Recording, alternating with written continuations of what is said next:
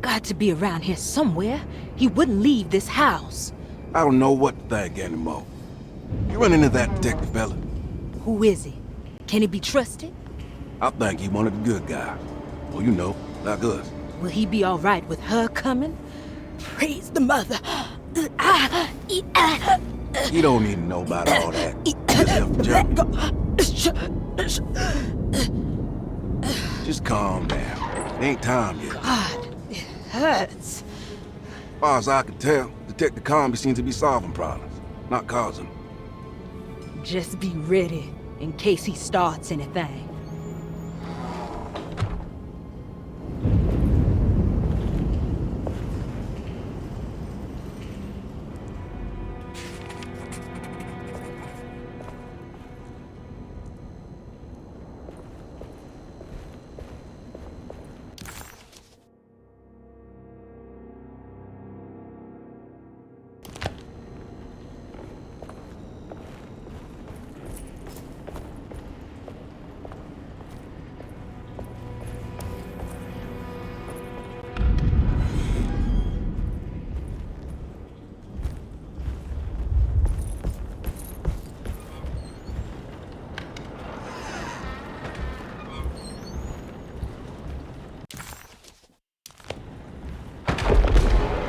Christ, what the hell was that?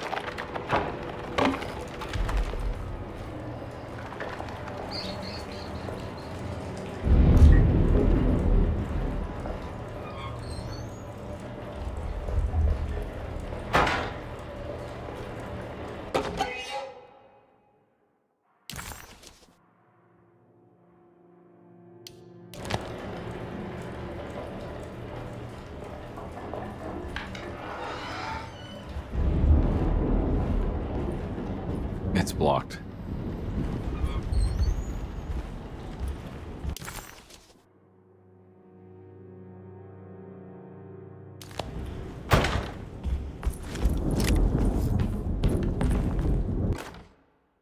We must have faith that Jeremy's pact with the Dark Man is a bluff. If we are lucky, our visitors will find him and prove it's all nonsense before night falls. What is true is our attempt to call on her. Too many things have happened for this evening to be in vain. Think of Jack and Cassandra, even Perosi, whose circumstances I can't understand. Grace is a goat without horns. She knows it and will play the role. You must talk to your brother, Batiste. I worry that he will fail us. Mrs. Thompson.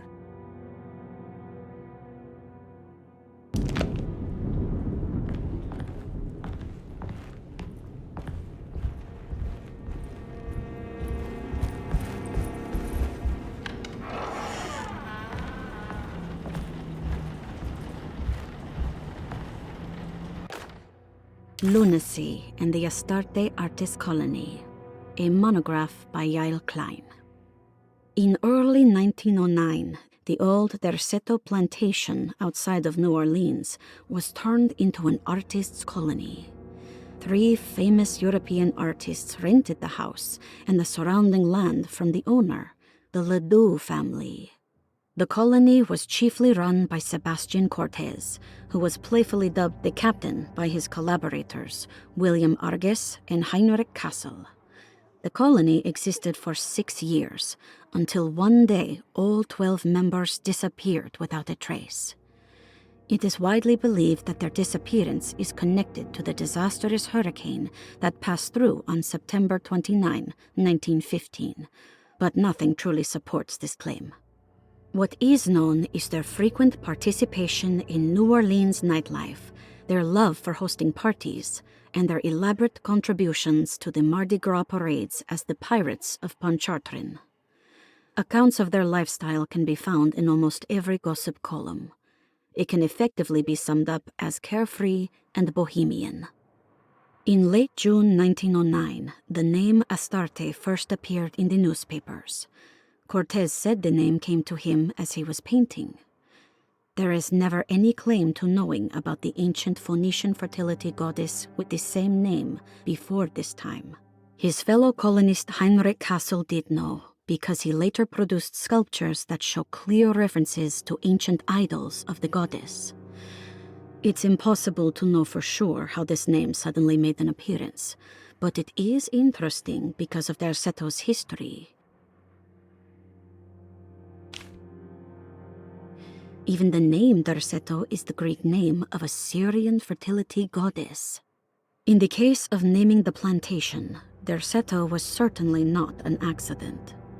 We know that Elijah Pickford intended to build a temple for his cult, for he had distributed pamphlets 2 years prior to the purchase of the land, advertising his intentions. His followers were estimated to be almost 100 men and women, mostly sailors, Maroons, and Cajuns, when the plantation was built. To outsiders, Doretto registered as an ordinary slave plantation, which enabled Pickford and his flock to remain hidden for decades. The official story is that the cult lasted until 1862, when the Union Army came and burned down the plantation and scattered all who lived there. Following the Civil War, new people started to congregate in the ruins of Doretto to invent a new fertility goddess, the Shub-Niggurath. As much as Doretto is a particular name to have heard of, it's not entirely uncommon among the learned. Astarte is equally known and could have been subconsciously chosen by well-read artists. Shub-Niggurath is, on the other hand, very uncommon. Almost impossible that anyone in Louisiana would have heard that name. The name is referenced only in rare books like Unaussprechlichen Kulten and the Necronomicon, and is believed to be a bastardization of Arabic words meaning pertaining to the dark young. The few paragraphs printed on the goddess are so upsetting that no one in their right mind would want to build a religion resting on such qualities. The Shub-Niggurath cult was hard to get rid of, but it is believed that despite the police jailing and killing several cultists over the years, the main culprit in the cult's demise is the cult itself, which seems to line up with every instance of cult activity on Doretto's grounds. When Captain J.W. Norton of the Union Army arrived, he described the people at Doretto as malnourished and maniacal. As much as the army tried to save them, they fought back with fervor, as if nothing was going to stop them from slowly destroying themselves. While the disappearance of the Astarte artist colony remains a mystery, the recurring motif seems to suggest that their fate involved lunacy and a hunger for self-sacrifice to that fertility goddess with 1,000 names.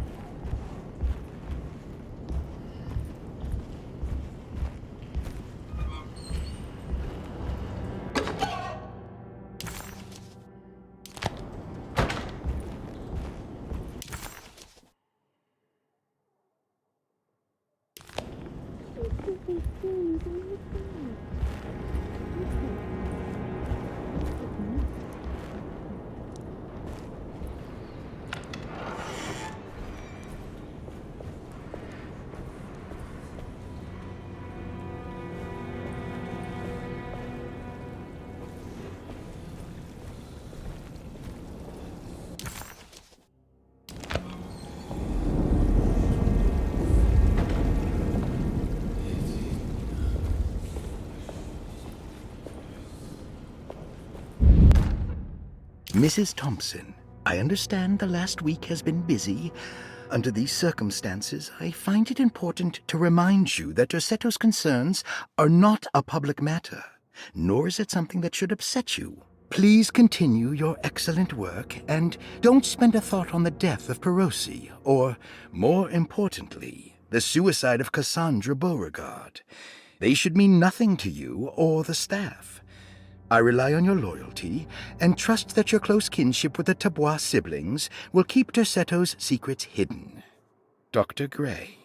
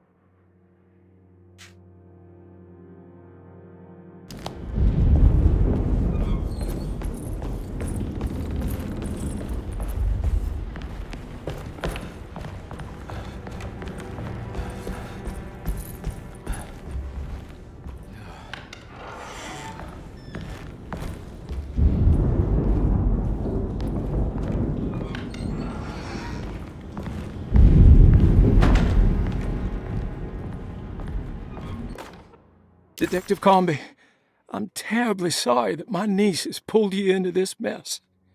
Please, with all my blessings, take her away from this cursed place. I have destroyed that Eater of Worlds and locked it away in the attic and retreated to a place of hiding. Tell Emily I'm safe. Tell her all the lies you can think of to make her listen. Take her back to New Orleans. Sincerely, Jeremy.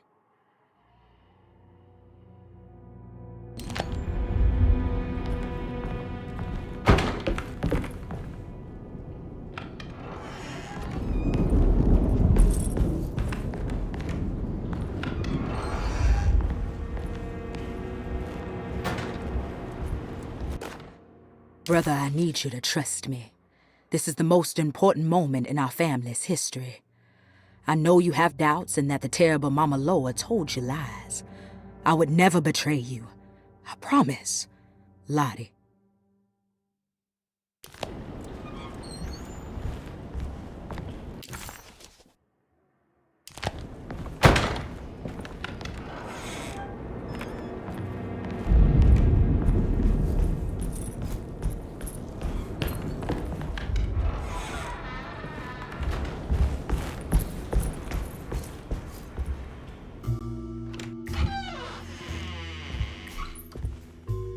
Detective Conby. Good to see you again. Solved your case yet? I'm trying. Hey, Grace, you okay? Oh, she is just peachy, Detective. Are you looking forward to the Feast of St. John, Grace? I can't wait. Kids, ain't they great? What exactly are you planning for tonight? Oh, not much. We eat, we drink, we pay tribute to the wishing tree in the conservatory. The usual. Then why all the excitement? There is just something about tonight. Something's different. I think we all feel it. Besides, we got ourselves some new words for the prayer thanks to your buddy Jeremy. She'll come and turn the world inside out, and things will begin again. That sounds strangely threatening. You should come. Oh, God damn it, Grace. Stay put for once.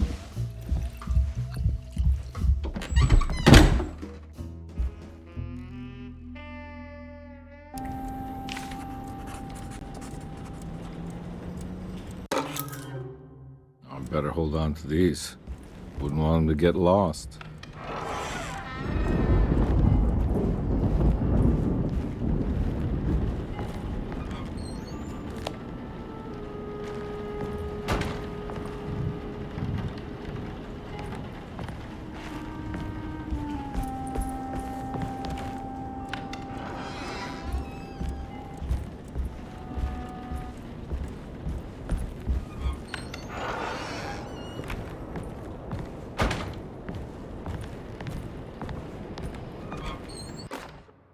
Jeremy knew that the only one who could help him now was the guest in room number 3.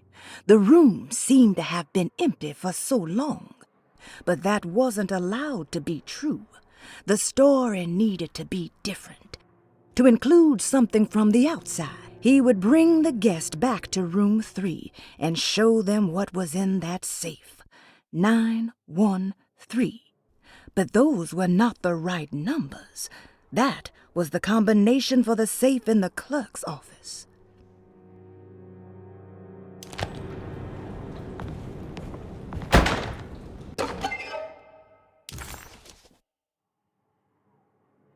What did you expect from them?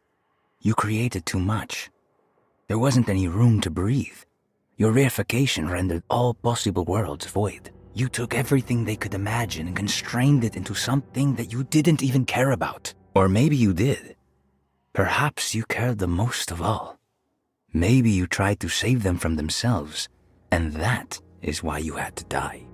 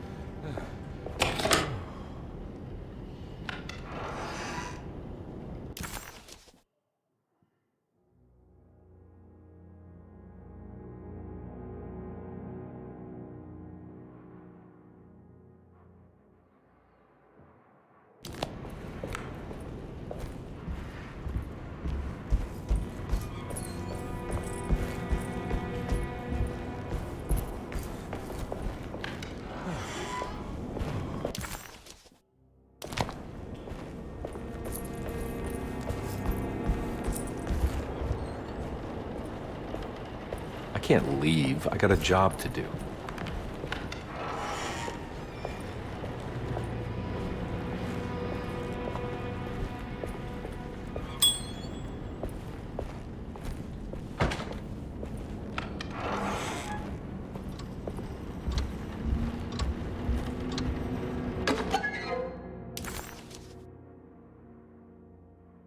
What a terrible thing to recognize that your betterment was an illusion. That you are so infatuated by the virtue of struggling that despite all your hard work, you made no real efforts to ever become well. Or that the treatment becomes such an obsession that instead of letting your wounds heal over time, you tear at the flesh in the hope that it will heal better and faster. If only it would bleed in the way you wanted. Do we ever become well? What do you think, Dr. Gray?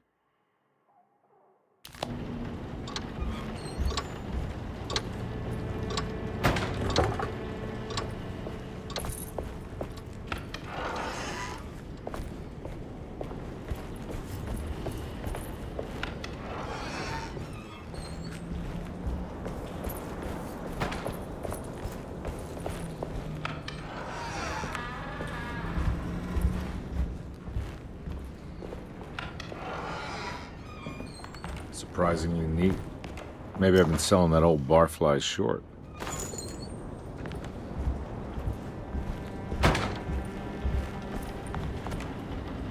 Looks like McCarthy has something hidden inside.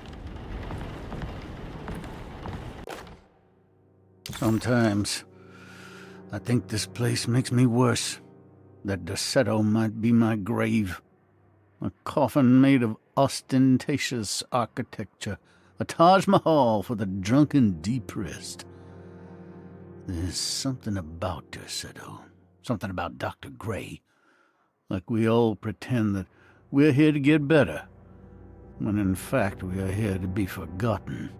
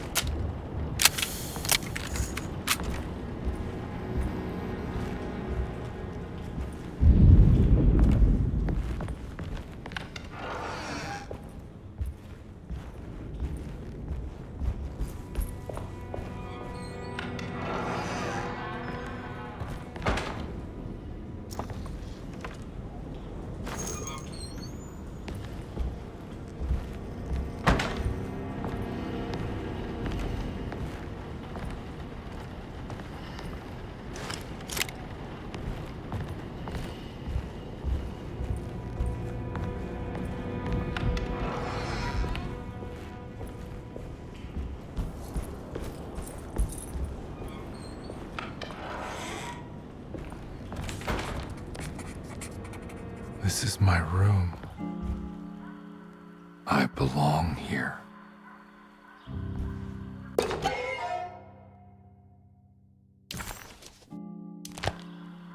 I recognize this view.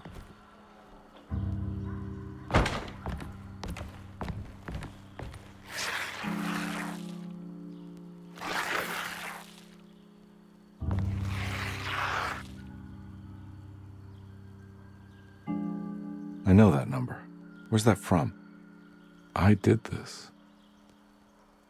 I wrote that.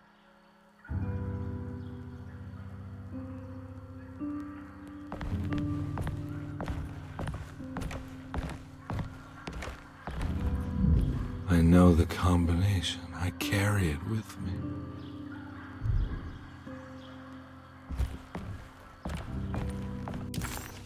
The empty room.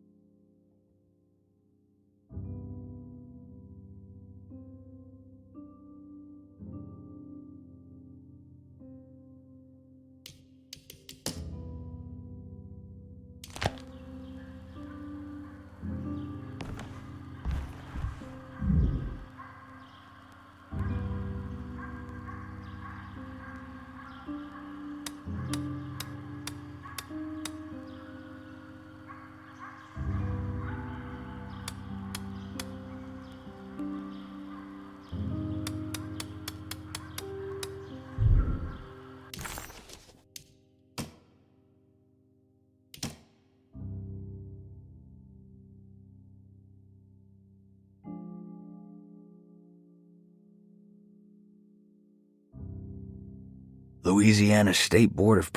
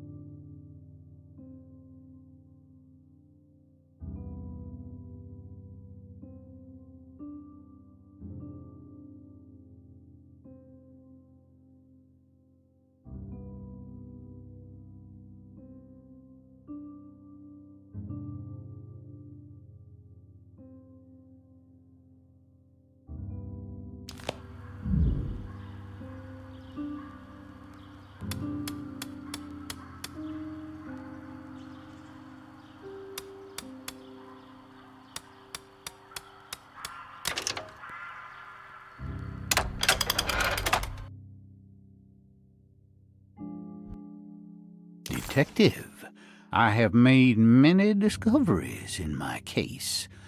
The child we want is safe, thanks to good people like me and you. We're so similar, but you don't see all the things I do. To find your man, Jeremy, you also need to look for the girl. It has always been that way.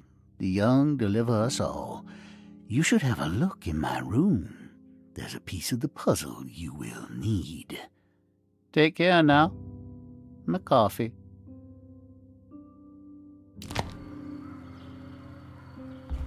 How long have I been here?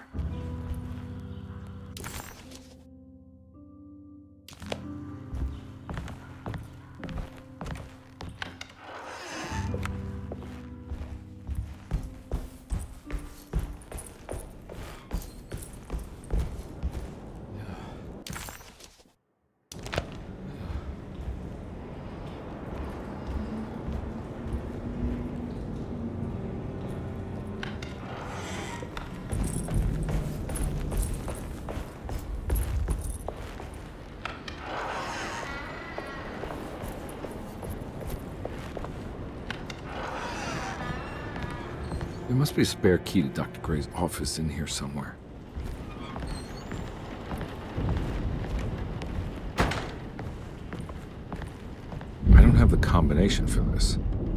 But maybe Jeremy did.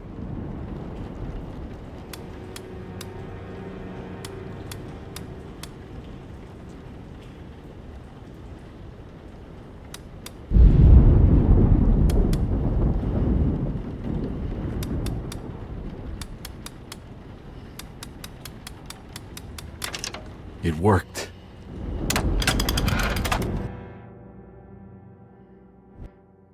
The last guest in the empty room suffered from severe maladaptation. I must write this down, because if I understand the condition sufficiently, it could make me deny this fact at a later date, and there is reason for me to think I may come to suffer the consequences from this dysfunction, as some who came in contact with the guest seemed to adopt a new worldview in which everything was predetermined but broken. Upon accepting this worldview, some memories became unmanageable and later rejected. I do not know what this means. I cannot even remember the fate of the guest. I think they were simply misplaced one day and forgotten. Just like all documents pertaining to this guest, they have all been destroyed, or they never existed in the first place. Who wrote this? There has never been a guest in the empty room.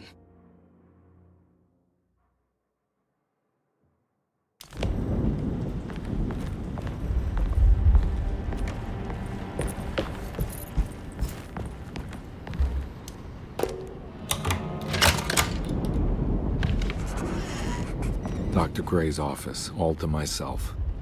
Let's see if we can figure this guy out.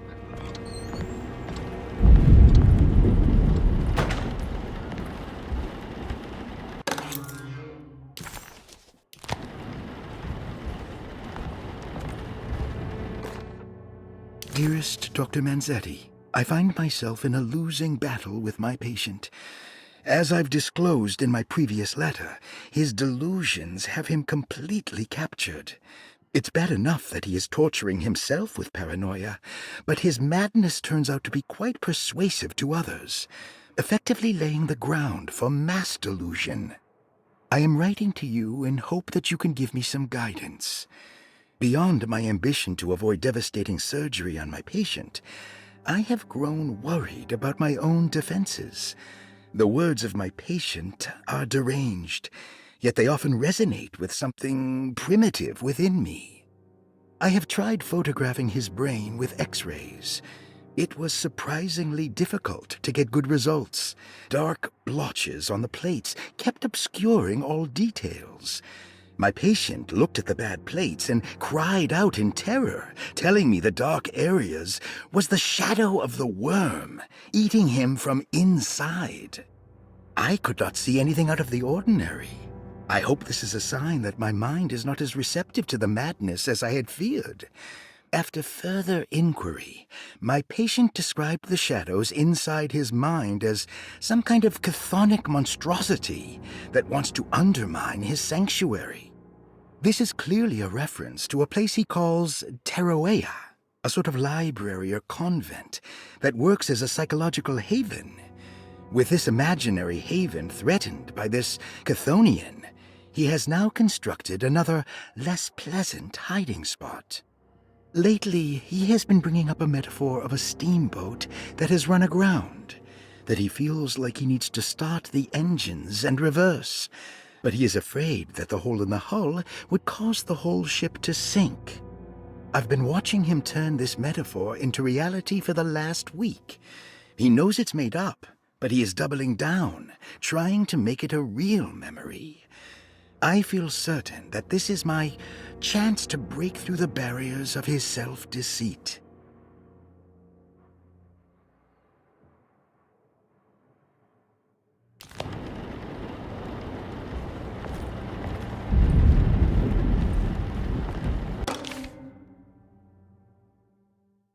This is where McCarthy has hidden my favorite young. It's very important.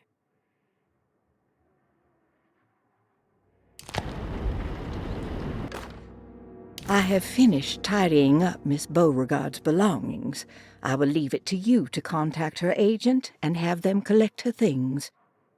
I found one of Grace's drawings she might want back, along with this key in her room, which I believe you've been looking for, Mrs. Thompson.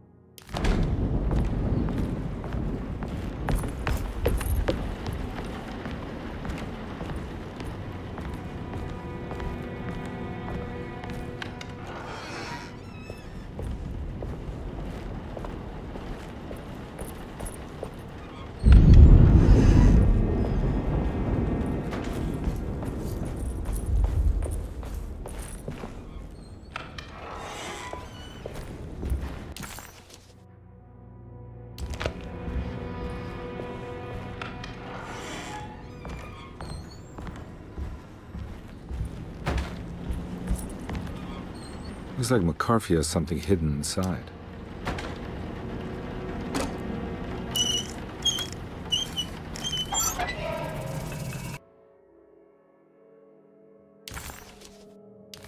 Why would McCarthy lock this up?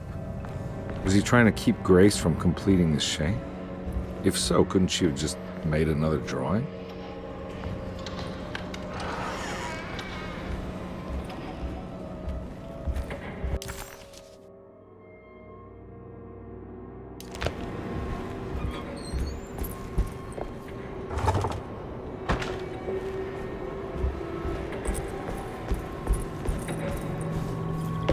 What the hell happened in here?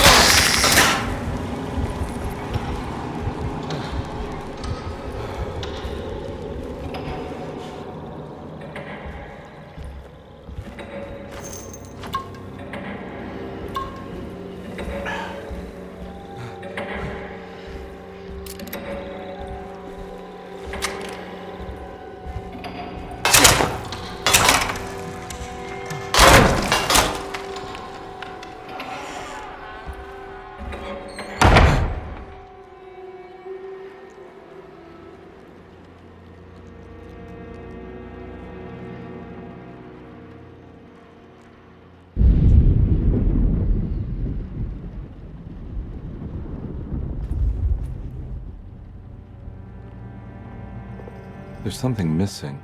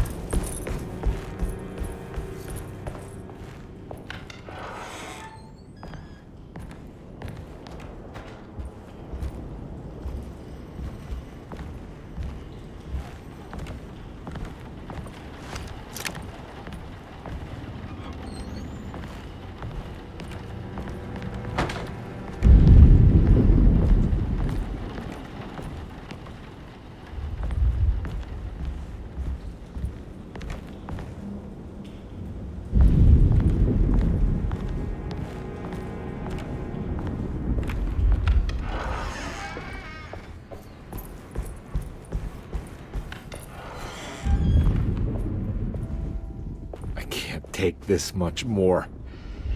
This has to end.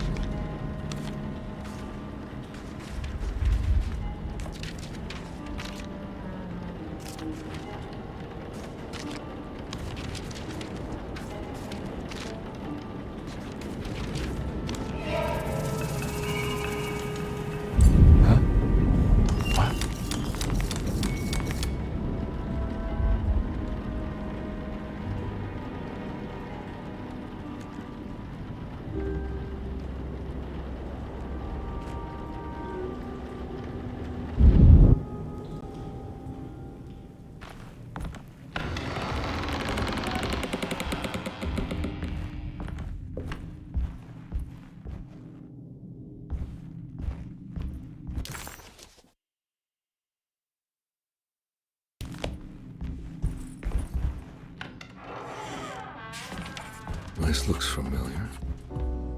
How am I back at the office? Jeremy's never been here.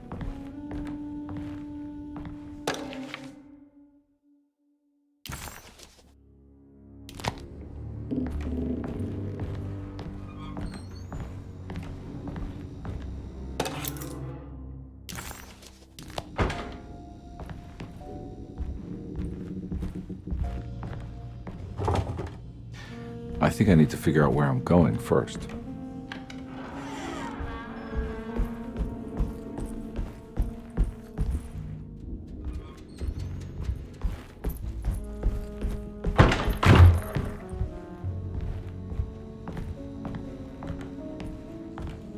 That's me, isn't it? How long had it been since I drowned myself in drink and depression? It had all felt so peaceful, slipping away into oblivion. A welcoming, dark voice wrapped around my mind like a heavy blanket. It turned off suddenly as I woke up from the sound of my office door closing shut. A messenger had left a telegram from Mrs. Saunders. She had a lead on where to find her husband and her kidnapped daughter.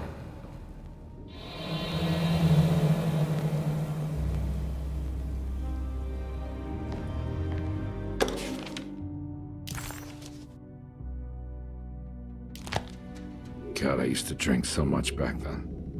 When was this exactly? What case was I working?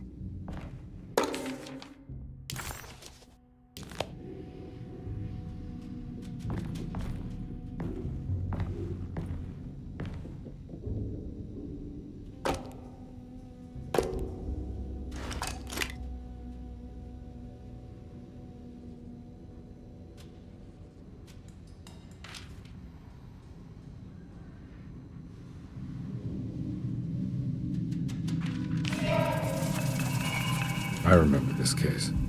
Some kid got taken by her father, headed out of state, but he had made a mistake by selling a painting that his wife actually cared about to a collector named Thornhill to fund his venture. That's how I tracked him down. At least I think so.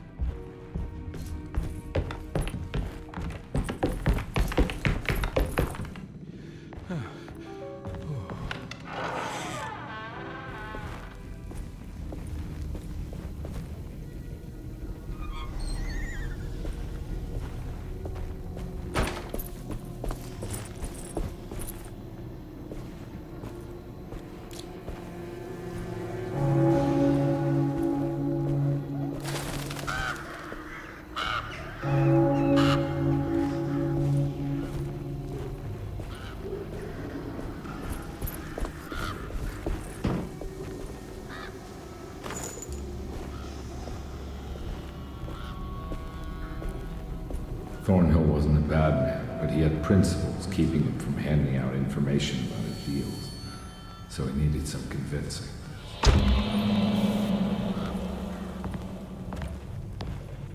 Well, every case can't be squeaky clean.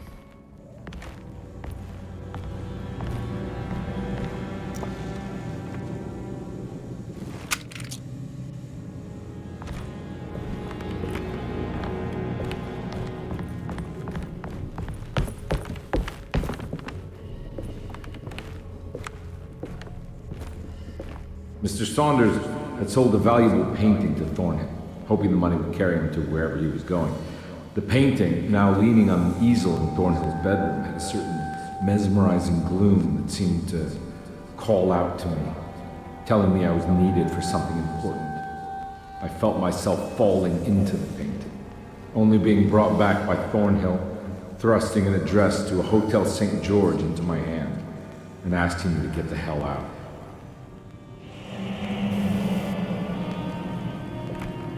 I don't remember this at all, but I can't say it didn't happen.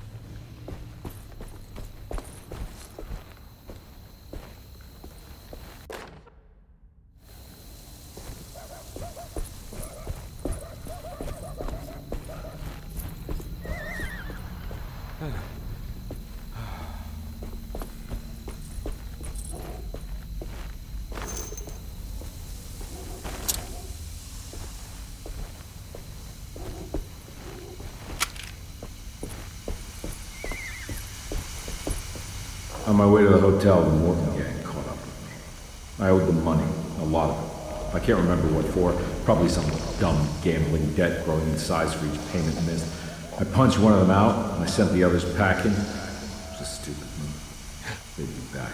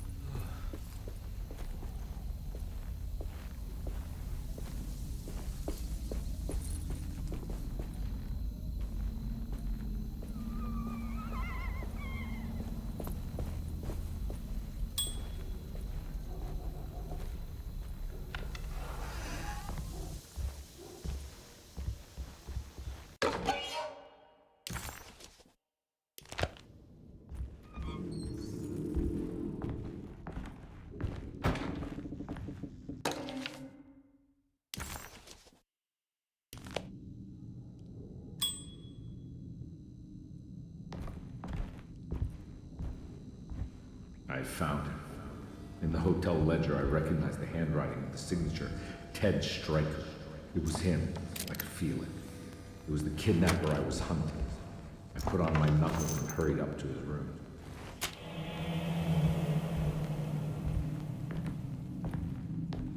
Something about that name, Ted Stryker, rings a bell.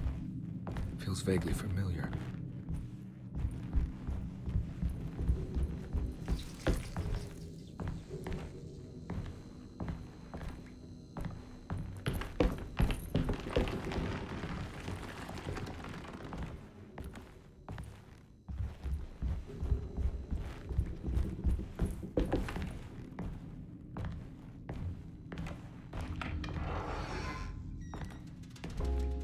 I recognize this room. But I didn't catch up with them here. I must have followed them. But where?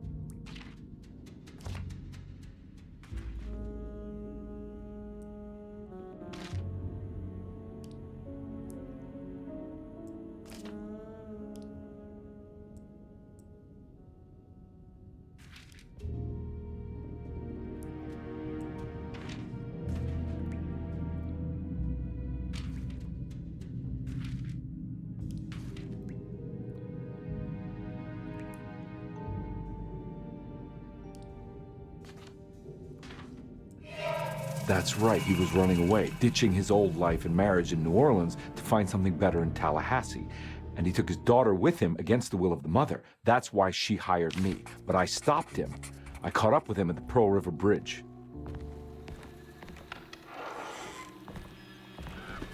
Pearl River. This is where I caught up with him. This is what the Dark Man wanted me to revisit. But I'm still not seeing it. What am I forgetting?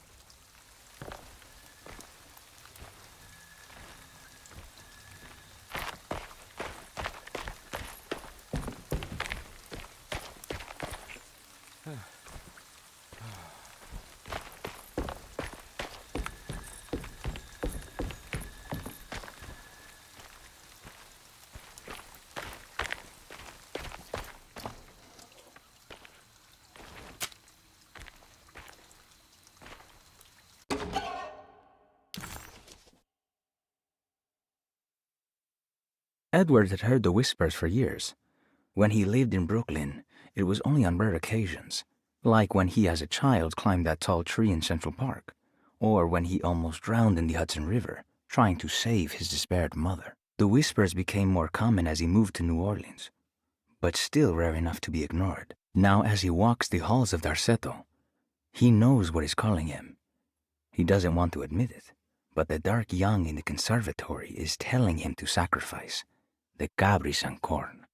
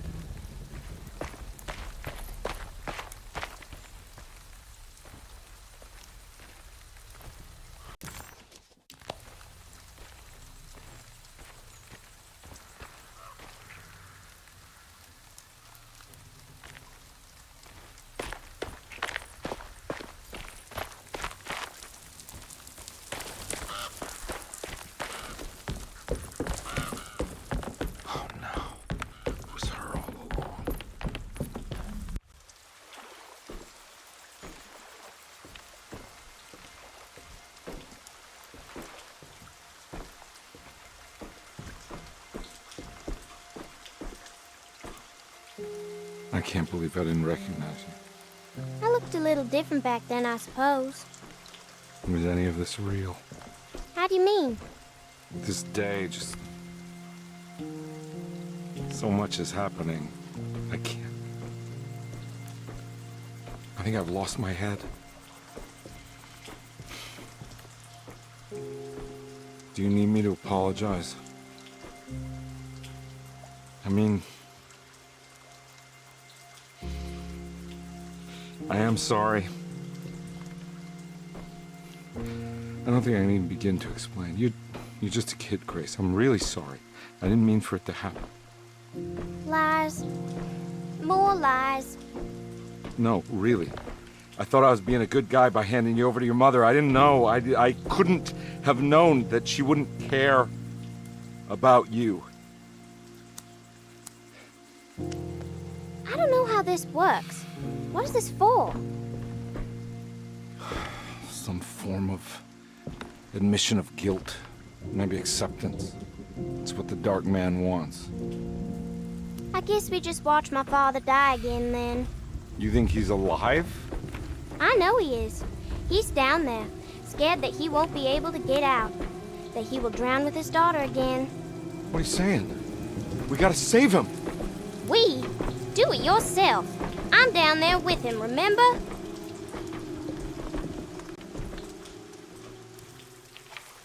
Can I really save them? This all happened so long ago. I have to find a way to get down there. I have to see it with my own eyes. There was a boat at the house where I entered. If I can raise the bridge, I should be able to get to the car. There must be a way to save you both, right? Why else would I be here? Maybe the Dark Man just likes it when you suffer.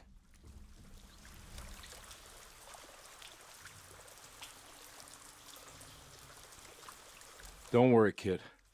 I'll think of something. I'm not holding my breath.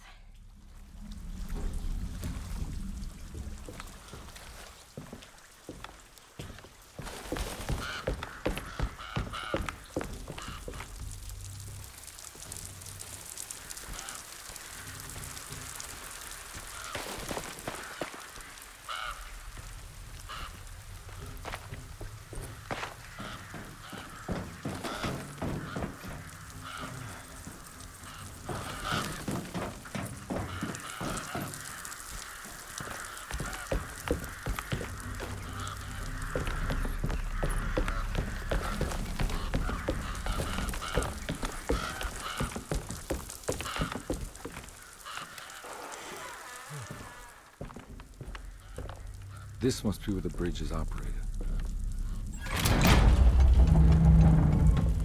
Nothing's happening.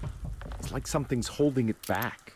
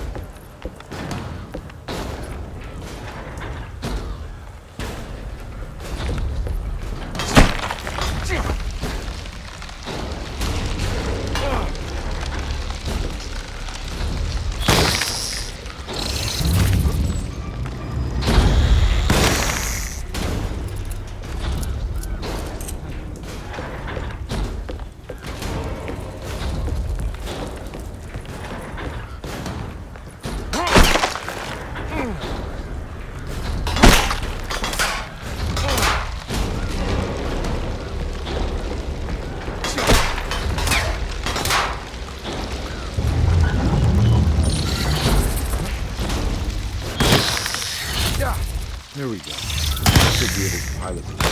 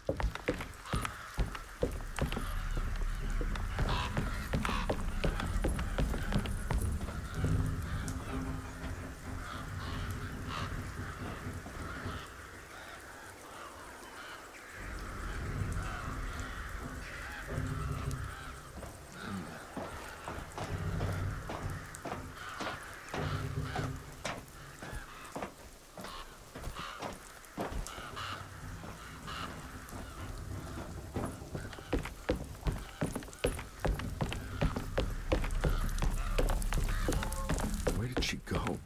I really hope she didn't jump.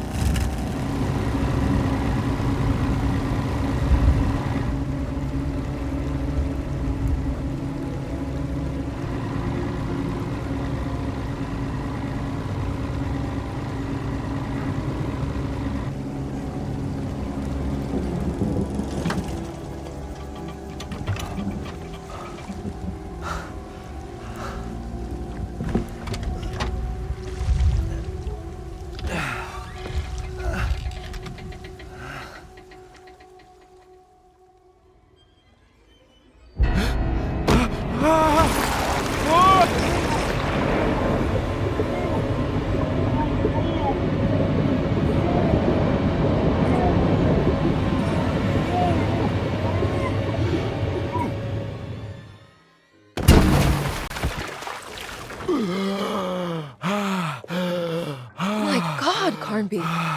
Are you okay? Don't leave me alone. What the hell have you been doing? What's going on here? Look at this mess! I'm sorry, Mrs. Thompson. Don't make me kick you out of this house. Now get out!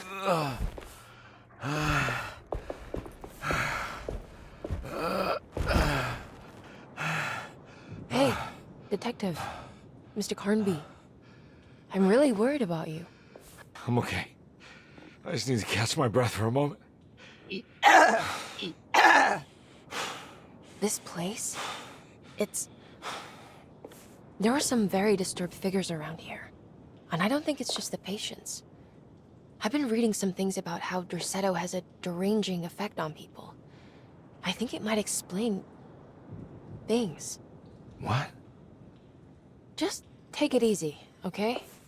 I'm gonna go find a way into Dr. Gray's apartment. I want to know what he's hiding. Emily, don't worry. I think I'm close. I'm gonna set everything right. Just be careful.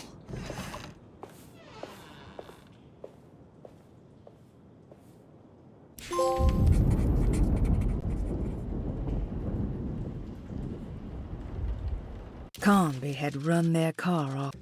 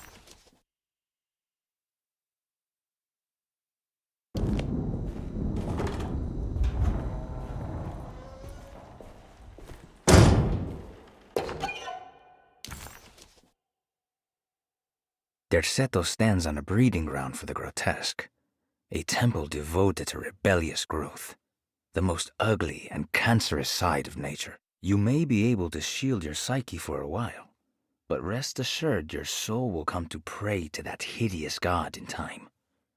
That is the story of every man and woman who gather around that ancient arbor. They all croak, bark, and bleat because their own bodies are afraid and they wish to repel the evil those words conjure.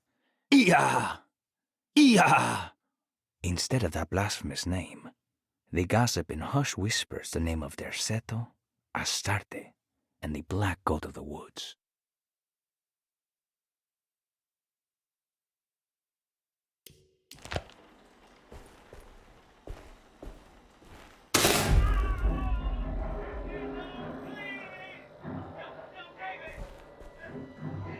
I need the key.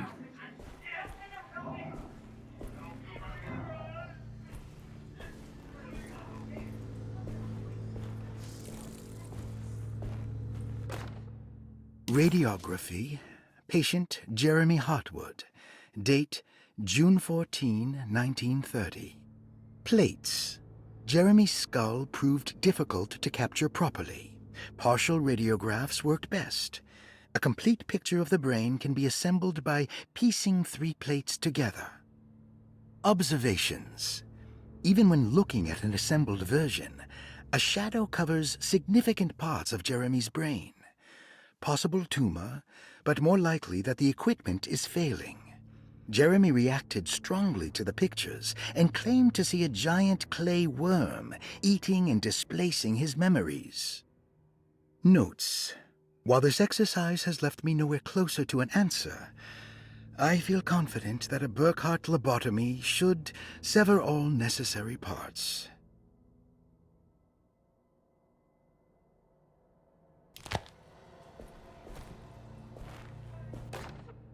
Hypothetical psychosurgery based on the ideas by Burkhardt and the St. Petersburg research could end up saving Jeremy's mind. Severing the connections around the frontal lobe would certainly solve most mental afflictions. The procedure would be brutal in performance, as well as in efficiency. An ice pick pushed through the edge of the eye and into the skull would untether the nerves like Alexander cutting the Gordian knot. As this would likely leave Jeremy in a very different condition, all other paths should first be explored. The medical instrument I would need for this lobotomy is missing, and I should have Waits order a new one.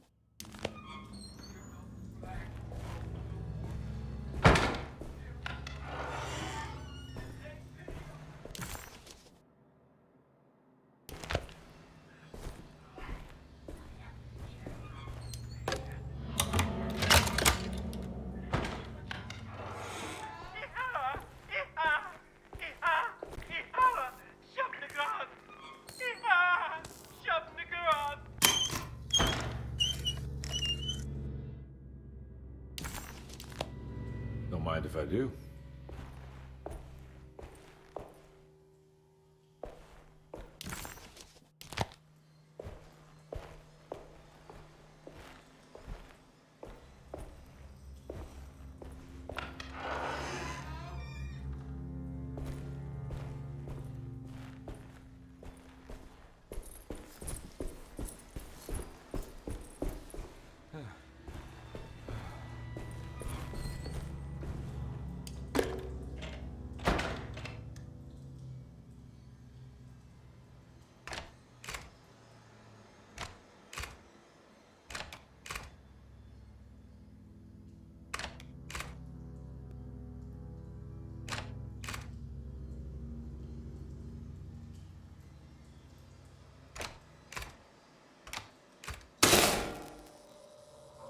That's better.